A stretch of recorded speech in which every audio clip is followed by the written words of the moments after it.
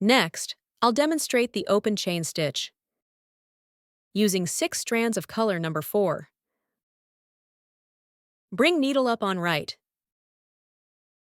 Take down below. Don't pull tight.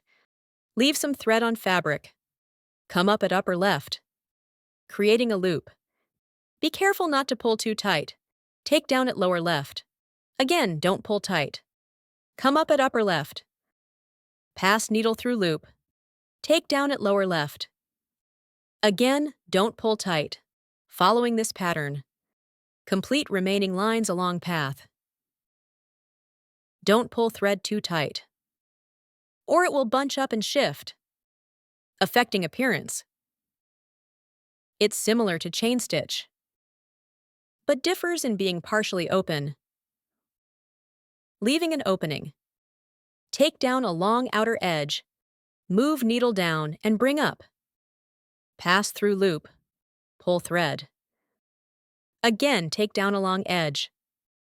Let's look at the result.